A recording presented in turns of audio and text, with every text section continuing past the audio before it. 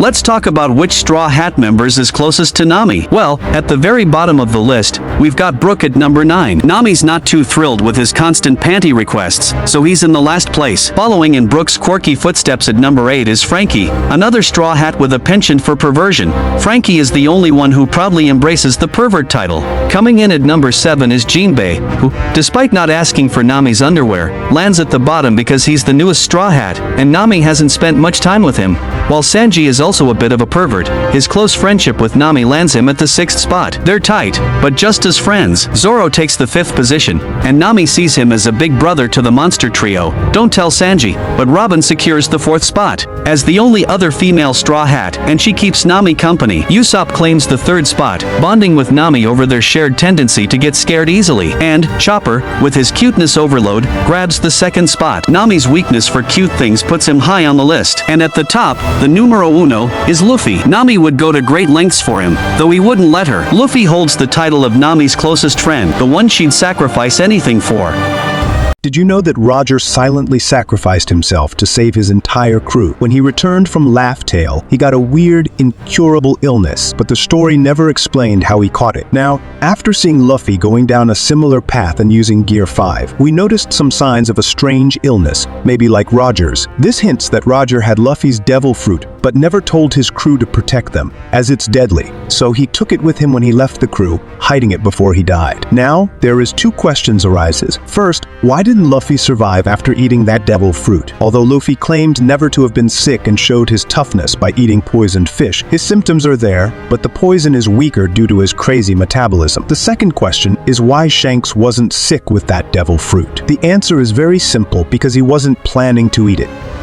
Let's talk about if Roxx the Zebek was a bad guy or not. He's known as one of the worst criminals ever, doing lots of bad stuff like killing lots of important people like celestial dragons and messing with the One Piece story. His crewmates became super powerful and Emperor of the Seas after he died. But the craziest thing he did was attacking God Valley. He didn't just kill a bunch of important people there, but he might have also set some slaves free. His plans were kinda like dragons, wanting to shake up how things work in the world. But Roxx thought he had to be the king of everything to make it happen. He didn't care about how many people got hurt along the way. Some folks think that doing bad stuff now can make things better later. But that doesn't mean they're heroes. They're more like kinda sorta heroes, but mostly not. Now, a question for you all. What is the name of this character? Let's talk about Luffy's ultimate best bud in the Straw Hats crew. Well, Luffy treasures each crew member more than himself, but there's gotta be a top pick. Let's rank them. In the friendship hierarchy, the 9th spot goes to Nico Robin. Luffy cares for her, even went to war for her, but her serious and brainy vibe doesn't sync with Luffy's carefree nature. Coming in at 8th is Brook, but why the he has low ranking? Because of the late entry. Luffy's clocked in more hangout hours with others. Blame Brook's tardy arrival and the time skip, so that's why he's 8th. Now, 7th is for Frankie. We know Luffy's a big fan, but not the biggest. Why? Frankie's a robot, and Luffy's a kid. Still, Luffy puts Frankie a notch above Robin and Brook. Snagging the 6th spot is Jinbei. He's the newest recruit, so he's at the bottom of Luffy's time spent list. But quality over quantity, right? Jinbei stood by Luffy during tough times when Ace died, giving him a boost when he needed it most. And the rest of the gang will get their turn in the next time. Have you ever wondered why does Zoro always get lost? Well, after Wano arc, we find out that each sword a person wields affects their personality. Zoro's first sword was Wado Ichimonji, which means straight line through the path of harmony. This sword is super special to him because he got it after his crush died, and it fueled his dream of becoming the strongest swordsman in the world. Zoro got so fixated on this dream that he never looks back. Oda himself said this dream is so crucial to Zoro that he stays laser focused on it. That's why he keeps forgetting where he's going. The only direction he knows is straight through the path of harmony. Now, a question for you all: how Zoro lost his left eye? Who in the One Piece character is worthy to get Conquerors Hockey? Let's count them, starting with number 5. Jinbei. He's a big deal in the Straw Hat crew, with the 3rd highest bounty in all. Even if Sanji's bounty might surpass his someday, Jinbei is still one of the top dogs. Next up at number 4 is Nami. Hold on before you argue. Think about it. Leaders have Conquerors Hockey, right? And Nami could totally be a princess, with her name being all flowery and symbolic. Plus everyone follows the navigator. Coming in at 3rd place is Sanji. Forget what anyone says. He's got royal blood in him, him, and that means leader material, even if he's not officially in line for the throne anymore. Second place goes to Smoker. This guy needs more screen time, seriously. Plus, he's gone head-to-head with Luffy multiple times and held his own. But the ultimate Conquerors Hockey contender, Kobe, he's set to be the Pirate King's rival, so you know he's got what it takes. Thanks for tuning in, folks. Who's the most unfairly overlooked character in One Piece? Hands down, it's NL, the self-proclaimed god of Skypiea. Picture this, he's basically the Thor of One Piece, but sadly, he often doesn't get the credit he deserves. Sure, he took a beating from Luffy, but if we really look into his abilities, they're mind-blowingly strong. NL Devil Fruit is one of the mightiest Loja-type devil fruits, on par with heavyweights like Blackbeard and Kizaru. This fruit lets him summon, control, and even morph into lightning, granting him an insane speed boost. Hold on though, the real shocker is that he can unleash a whopping 200 million volts, enough to toast most of his enemies. And that's not all. His observation haki, though admittedly with a bit of unfair, but it's one of the finest in the entire series. This ability lets keep him monitored on the entire Sky Islands. Oda-sensei himself confessed that Enel is powerful enough to have a bounty of at least 1 billion berries. Here's the kicker. Can you figure out how Enel able to make his observation haki so ridiculously formidable?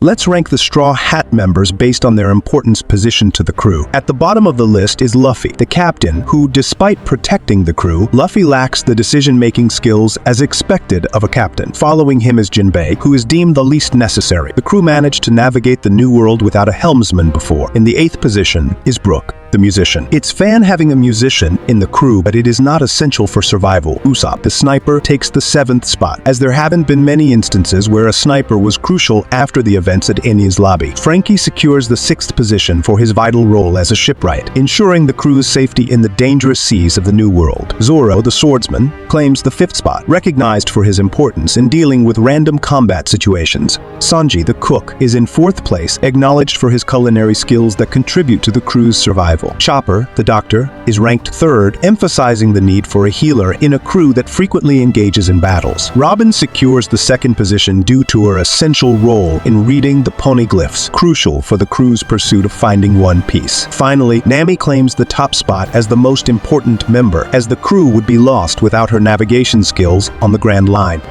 Who are the toughest character to join the Straw Hats crew? I'm not talking just worthy, I mean real muscle power. At the bottom of the strength ladder is Vivi. Sure, she's got leadership qualities being a princess and all, but in a fight, she's as strong as a baby kid. Next up is Bon Clay. He's got heart and all, but when it comes to raw strength, he's not cutting it compared to the others. Then there's Kinemon, a solid contender. He's a former Odin's right-hand man and one of the top samurai, but he's not quite at the top of the list. And then at number 4, Kobe. He got some moves, especially after the Kobe and Blackbeard incident, but he's still not cracking the top spots. And the next one is Yamato. She holds her own, managing to stand up to Kaido for a bit, which earns her a solid 3rd place. Marco's got the mythical Zone Devil Fruit and was Whitebeard's right-hand man, so he's a strong contender at 2nd place. But the crown for the strongest contender to join the Straw Hats goes to Katakuri, no doubt about it.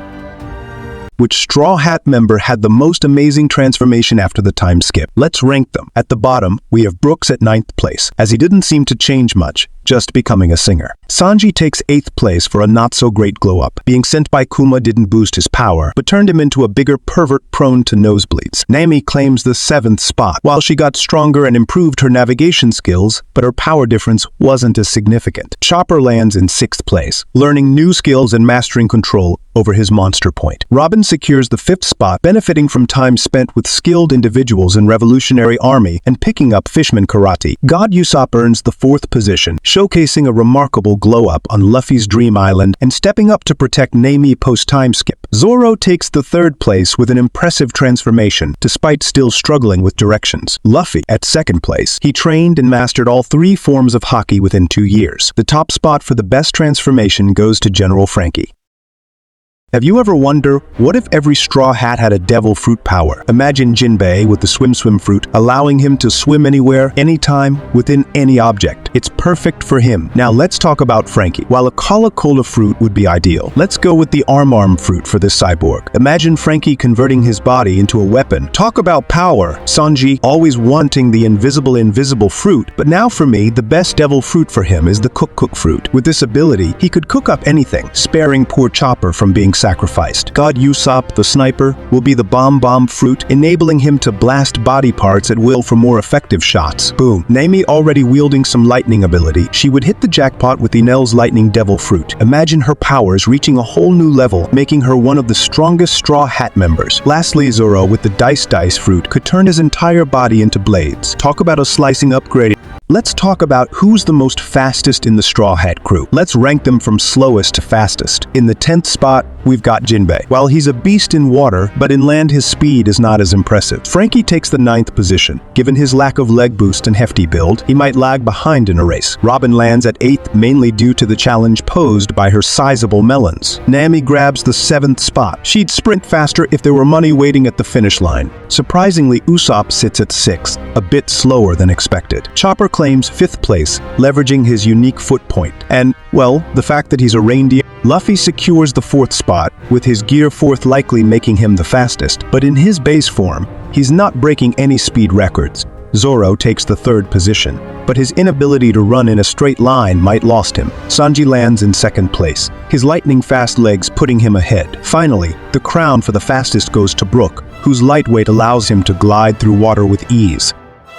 Let's talk about Luffy's favorite things to do on his free time. Pirates like Luffy have plenty of downtime, and even though the story usually shows them on wild adventures, but the question is, what does Luffy do when he's not busy? Well, you won't believe it, but Luffy's hobbies are basically non-stop adventures and parties. He's always off on some crazy journey or enjoying a feast with his friends. And guess what? That's what he loves to do in his spare time. That's why everyone loves Luffy. He's always having a blast. Luffy just does what he loves, and what he loves is pretty much everything he does. That's one big reason why this story is so fan to watch.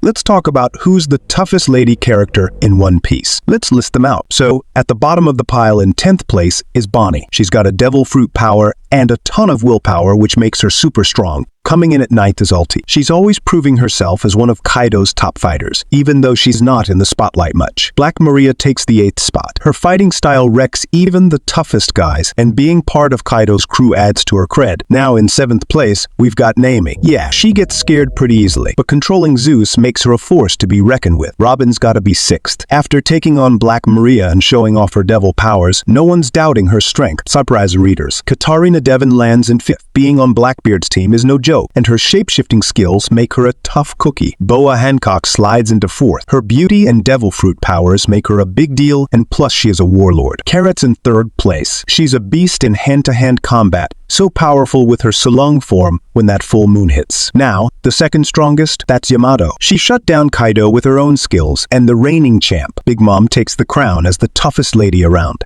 Guess what?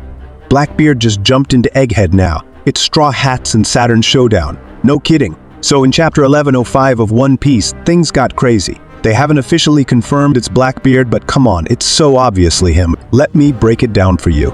Remember when Blackbeard's ship showed up at the beginning of the Egghead Island arc? Well, we waited forever to see what he was up to. Was he after Saturn's devil fruit? Or did he find out Luffy is Nika? Or maybe he wanted those 3 poneglyphs from different Yonkos that the Straw Hats snagged.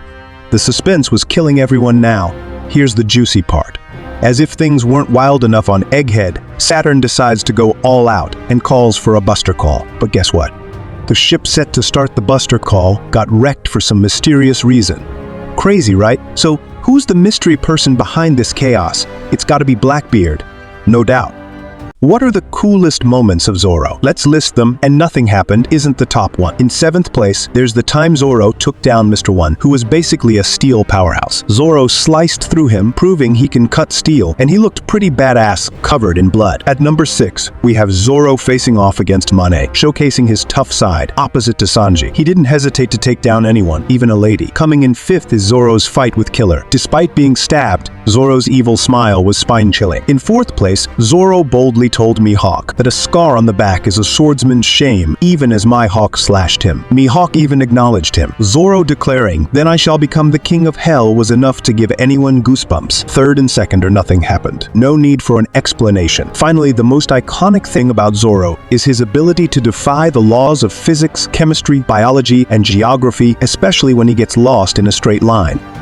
Let's talk about the best moments in One Piece that make you go wow. First up, at number 7, when Luffy knocked out Bellamy with just one punch. Bellamy was talking trash, but Luffy shut him up real quick, showing off his 100 million berry bounty. That was satisfying. Now, at number 6, Frankie bravely burned the blueprint of Pluton right in front of CP9's toughest guys. He didn't even flinch. That took some serious guts. Coming in at number 5, Luffy took down a pacifista like it was nothing after the time skip. He even called out its slow attack. Fans were waiting for that moment, and it was epic. At number 4, Robin unleashed her fury on Spandam after the Straw Hat saved her. It was so satisfying to see her finally get her revenge. In 3rd place, when Luffy mastered Conquerors Hockey after the time skip, we were all dying to see his power-up, and boy, did he deliver. Now, the second best moment was when Luffy punched a celestial dragon. It was jaw-dropping. My heart skipped a beat during that scene. And finally, the most satisfying moment for me was when Kuma punched one of the Gorosei's Saturns. That was recent, but it left a big impact.